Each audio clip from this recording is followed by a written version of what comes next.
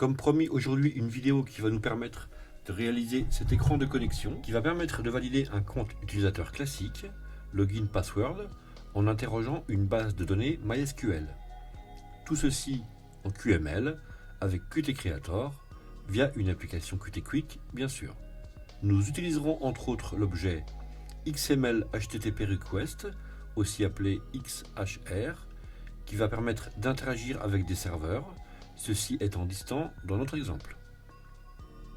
L'interface utilisateur se compose de 3 zones, la zone du compte, la zone du mot de passe et le bouton de connexion. Tout l'enjeu va donc consister à vérifier la validité de ces données saisies. Concernant les prérequis, nous aurons besoin d'un formulaire en ligne, ici login.php, qui contient 2 zones de saisie, une zone nommée login pour la saisie du compte utilisateur, une autre nommée pass pour la saisie du mot de passe, et enfin le bouton de connexion de type submit. Ce formulaire via une méthode post redirige vers le fichier verif.php. C'est dans cette page que nous allons vérifier la validité des informations. Que doit faire cette page? Premièrement, récupérer les données saisies. Deuxièmement, interroger la base de données MySQL. Et enfin, retourner true si les infos sont correctes ou false si elles sont inexactes. Une fois ces prérequis mis en place, nous pouvons passer au code QML. Ouvrez donc le projet. Dans les source files, nous retrouvons bien sûr le main.qml et les 2 fichiers toast, voire ma vidéo sur les notifications toast. Que retrouve-t-on dans le main.qml? Eh bien la fonction verif qui contient les arguments user, password et qui va renvoyer true ou false. Attention, il ne s'agit pas d'une variable booléenne, mais cette fonction va simplement lire le contenu de la page verif.php et afficher son contenu. Un contenu de type texte, à vous de définir éventuellement d'autres chaînes de caractères.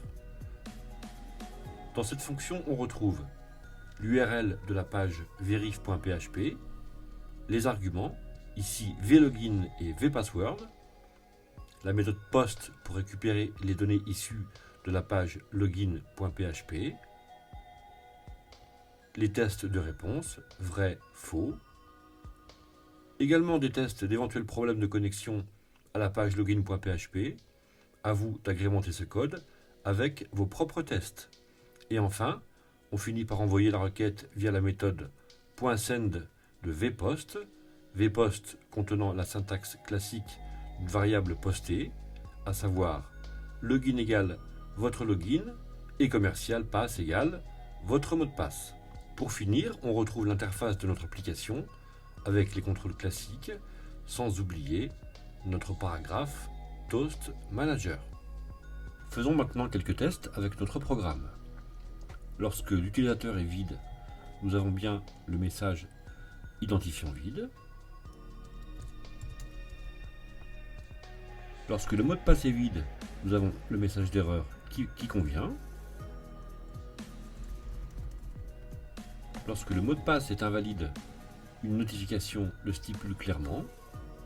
Pour finir, lorsque l'utilisateur et son mot de passe sont valides, une notification nous indique que nous sommes désormais connectés. Si vous avez des questions, rendez-vous dans les commentaires. À bientôt pour de nouvelles vidéos.